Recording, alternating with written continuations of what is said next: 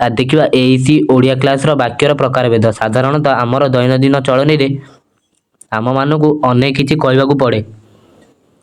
ଲେଖାଲେଖି କରୁଥିବା ଲୋକେ ମଧ୍ୟ କିଛି କିଛି ଲେଖନ୍ତି। ଆମେ କହିବା ବେଳେ ଯେପରି କହୁ, ଲେଖିବା ବେଳେ ସେପରି ଲେଖୁନାହିଁ।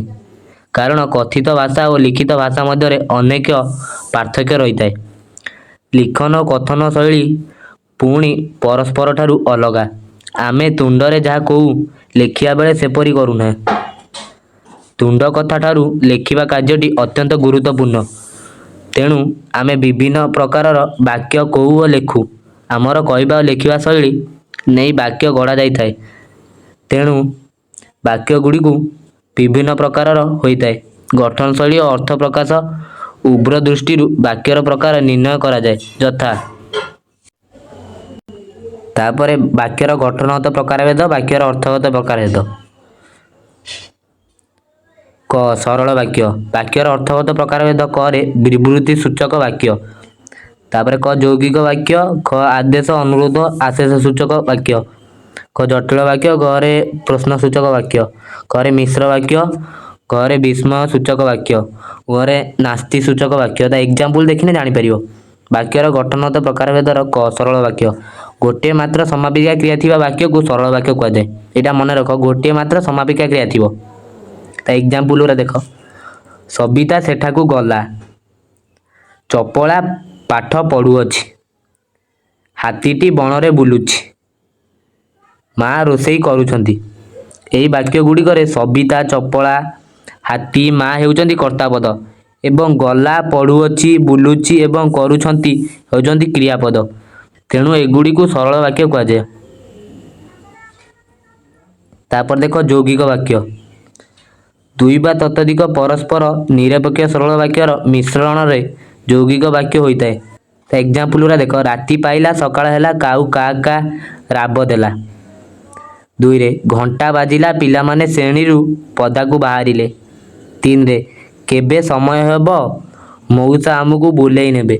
4 ରେ ରୋଷେଇ ସରିନାହିଁ, କୁନା ଖାଇବ ବୋଲି କାନ୍ଦୁଛି।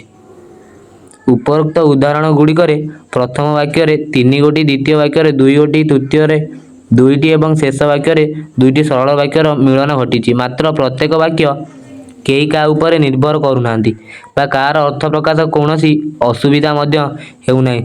ତେଣୁ ଏସବୁ ହେଉଛି ଯୌଗିକ ବାକ୍ୟ। ତାପରେ ଗ ରେ ଜଟିଳ ବାକ୍ୟ। ଯେଉଁ ବାକ୍ୟରେ 2 ବା ତତୋଧିକ ପରସ୍ପର ନିର୍ଭରଶୀଳ ଖଣ୍ଡ ବାକ୍ୟ ରହିଥାଏ। କୌଣସି ଏକ ପ୍ରାଧାନ୍ୟ ବାକ୍ୟ ଥାଏ, ଅନ୍ୟ ଗୁଡ଼ିକ ଅପ୍ରଧାନ ଖଣ୍ଡ ବାକ୍ୟ ଥାନ୍ତି, ତାହାକୁ ଜଟିଳ ବାକ୍ୟ କୁହାଯାଏ। ଯଥା ତା ଏକ୍ଜାମ୍ପଲରେ ଦେଖିଲେ ଜାଣିପାରିବ। ରମେଶ କେବେ ବି ଭାବିନଥିଲେ ଯେ ସେ ଜଣେ ବୈଜ୍ଞାନିକ ହୋଇଯିବେ। ଯାହାର ହୃଦୟ ସ୍ୱଚ୍ଛ ଓ ମନ ସରଳ, ତାକୁ ଭଗବାନ ସହ୍ୟ ହୁଅନ୍ତି। ଏଇଟା ମନେ ମନେ ପୁରା ମାଇଣ୍ଡକି ଆସିଯିବ। ଗୀତା କଦାପି ଆଶା କରିନଥିଲା ଯେ ଏତେ ବଡ଼ ଘରେ ସେ ବାହା ହେବ। 4 ଯେଉଁମାନେ କଠିନ ଶ୍ରମ କରନ୍ତି, ସେମାନେ ନିର୍ଣ୍ଣୟ ଲକ୍ଷ୍ୟସ୍ଥଳରେ ପହଞ୍ଚନ୍ତି।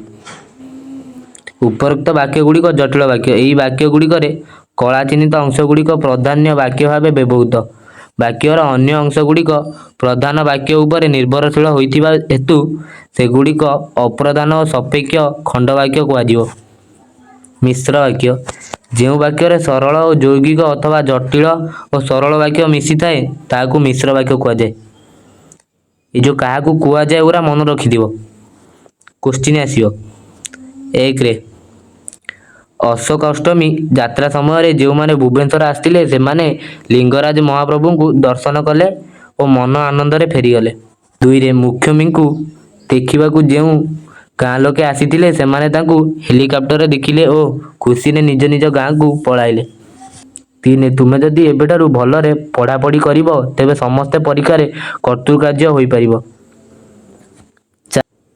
4 ଯେତେବେଳେ ପାଗ ଭଲ ରହିବ, ସେତେବେଳେ ବିହନ ବୁଣା ସାରିଦେବ।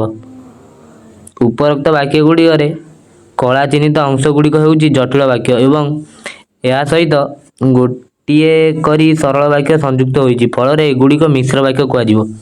ବାକ୍ୟର ଅର୍ଥଗତ ପ୍ରକାରଭେଦ। କ ରେ ବିବୃତ୍ତି ସୂଚକ ବାକ୍ୟ। ଯେଉଁ ବାକ୍ୟରେ କୌଣସି ବିବୃତ୍ତି ବା ବକ୍ତବ୍ୟ ରହିଥାଏ, ତାହାକୁ ବିବୃତ୍ତି ସୂଚକ ବାକ୍ୟ କୁହାଯାଏ। 1 ରେ ଜଗନ୍ନାଥ ହେଉଛନ୍ତି କୋଟିଏ ଓଡ଼ିଆଙ୍କ ମଉଡ଼ମଣି। 2 ରେ ହିମାଳୟ ହେଉଛି ଉଚ୍ଚତମ ପର୍ବତ। ତିନି ମଧୁବାବୁ ଥିଲେ ପ୍ରଥମ ଓଡ଼ିଆର ବାରିଷ୍ଟର।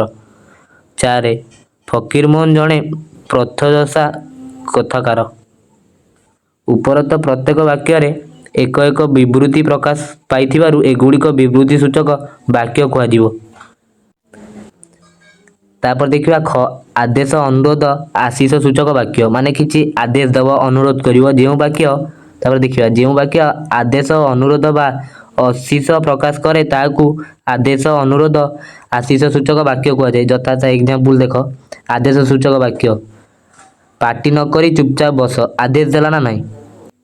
ତାପରେ ହାଟକୁ ଯାଇପାରିବ ଆଣ ପ୍ରମୋଦ ଆଦେଶ ଦେଲା। ଛୁଟି ହେଲା ଘରକୁ ଯାଅ ଆଦେଶ ଦେଲା। ଜିନିଷ ତକ ସେଇଠି ରଖ ଆଦେଶ ଦେଲା ସେଇଠି ରଖିଦିଅ। ଅନୁରୋଧ ସୂଚକ ବାକ୍ୟ ଦୟାକରି ମୋତେ ଟିକେ ସାହାଯ୍ୟ କରନ୍ତୁ ଅନୁରୋଧ କଲା ନା ନାହିଁ। ଏ ଚିଠିଟା ଡାକ ବକ୍ସରେ ପକାଇ ଦେବେ ବନ୍ଧୁ। ସେ ଅନୁରୋଧ କଲା ମୋତେ ଟିକେ ତମ ଗାଡ଼ିରେ ନେଇଯିବ ଅନୁରୋଧ କଲା। ଟଙ୍କା 100 ମୋତେ ଦେଇଥା ମୁଁ କାଲି ଫେରେଇ ଦେବି ଅନୁରୋଧ କଲା। ତାପରେ ଦେଖିବା ଆଶିଷ ସୂଚକ ବାକ୍ୟ ଠାକୁରଙ୍କ କୃପା ତୁମ ଉପରେ ବରଷୁଥାଉ ଆଶୀର୍ବାଦ କଲା। ମା ସରଳା ତୁମ କଣ୍ଠରେ ବସନ୍ତୁ ମାନେ ଆଶୀର୍ବାଦ କଲା ଭଳିଆ ଲାଗୁଛି ନା ନାହିଁ। ଭଗବତୀ ତୁମକୁ ଦୟା କରନ୍ତୁ ଯା ଏ ପରୀକ୍ଷାରେ ତମେ କୃତକାର୍ଯ୍ୟ ହେବ।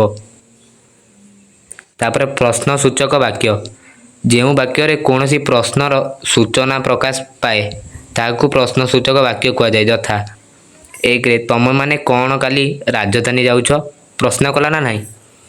ଏଇ ବହିଟା କେତେ ଟଙ୍କା ଦେଇ କିଣିଲ ପ୍ରଶ୍ନ କଲା। ଏତେ ଭିଡ଼ରେ ମେଳାକୁ ଯିବା କ'ଣ ନିହାତି ଦରକାର ପ୍ରଶ୍ନ କଲା ନା ନାହିଁ। 4 ଦିନ ହେଲା ତମେମାନେ କେଉଁଠି ଥିଲ। ତାପରେ ଦେଖିବା ବିସ୍ମୟ ସୂଚକ ବାକ୍ୟ ଯେଉଁ ବାକ୍ୟରେ କୌଣସି ବିସ୍ମୟ ଭାବର ସୂଚନା ମିଳେ ତାହାକୁ ବିସ୍ମୟ ସୂଚକ ବାକ୍ୟ କୁହାଯାଏ। ଯଥା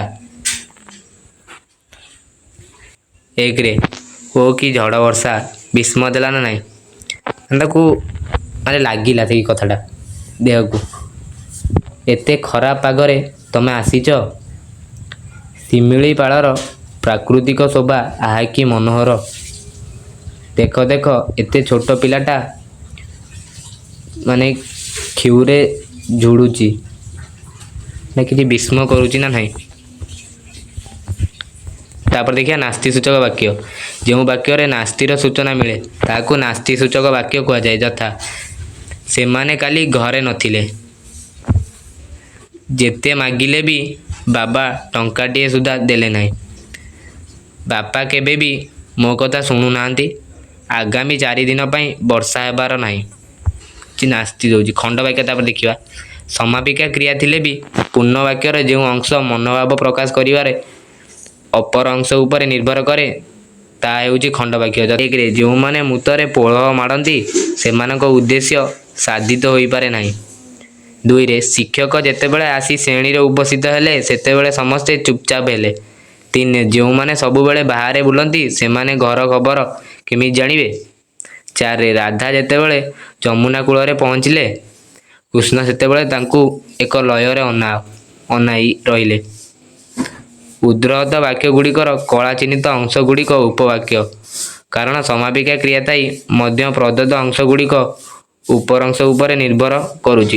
ତାପରେ ଦେଖିବା ଉପବାକ୍ୟ କୌଣସି ବାକ୍ୟ ଯୌଗିକ ବା ଜଟିଳ ବାକ୍ୟର ଅନ୍ତର୍ଭୁକ୍ତ ଏକ ଅଂଶ ହୋଇଥିଲେ ତାକୁ ଉପବାକ୍ୟ କୁହାଯାଏ।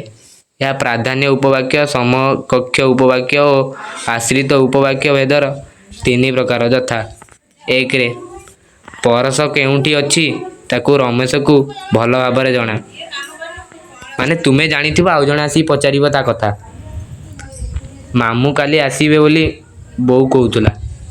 ଯେଉଁ ପିଲାଟି ତବଲା ବଜାଉଛି ସେ ଆମ ପଡ଼ିଶା ଘରର ବଡ଼ ପୁଅ।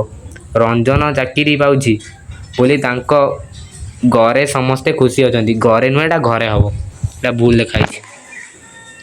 ଉପରୋକ୍ତ ବାକ୍ୟ 4ଟିର କଳା ଚିହ୍ନିତ ଅଂଶ ହେଉଛି ଉପବାକ୍ୟ। ଏହି PDFଟା ଆମ ଟେଲିଗ୍ରାମ ଗ୍ରୁପରେ ମିଳିଯିବ। ଏହି ଭିଡ଼ିଓ ଯଦି ଭଲ ଲାଗିଲା ଆମ ଚ୍ୟାନେଲକୁ ଲାଇକ୍ ଆଣ୍ଡ ସବସ୍କ୍ରାଇବ୍ କରନ୍ତୁ।